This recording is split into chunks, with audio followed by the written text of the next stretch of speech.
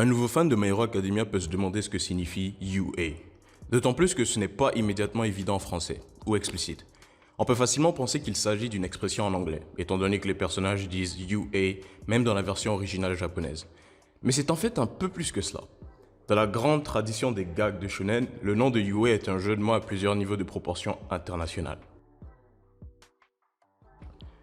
Un jeu de mots. La confusion règne depuis longtemps parmi les fans de My Hero Academia quant à la signification du nom de UA dans la version japonaise originale. Mais la réponse est claire si l'on sait quoi chercher.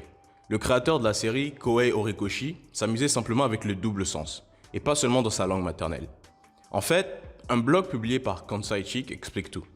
Le secret du nom de UA réside dans ce à quoi l'école est destinée. Les héros. Le nom complet de l'école de Deku en japonais est UA Daigoku. Ces deux premiers kanji au début du nom de l'école sont prononcés UA, ce qui ressemble à UA en anglais. C'est plus clair en japonais, mais le mot pour héros utilise le même kanji, simplement à l'envers, qui se lit AU. Cela signifie que UA est le mot héros à l'envers. Pour couronner le jeu de mots, Horikoshi a donné à tout cela une touche internationale, bien que cela soit souvent pris pour une erreur de traduction. Une blague persistante. À première vue, il peut sembler que les traducteurs ont pris UA trop au pied de la lettre et ont pensé à tort que les personnages disaient les lettres U et A en anglais. Mais ce n'était pas une erreur. Il est clair d'après les illustrations du manga et de l'anime que les lettres UA font vraiment partie de tout cela, créant ainsi un double sens. La signification des kanji japonais originaux est préservée. Mais en même temps, Horikoshi a réalisé que UA se prononce comme UA et il a tiré avantage de la situation. Les uniformes de sport de UA le montrent bien, puisque les lettres U et A apparaissent clairement au centre de la tenue.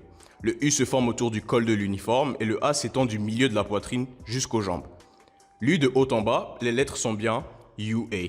Cette tenue de sport a été largement vue pendant la seconde saison de My Hero Academia et pendant la scène de la saison 3 où Mirio Togata a combattu, botté les fesses de Deku et compagnie.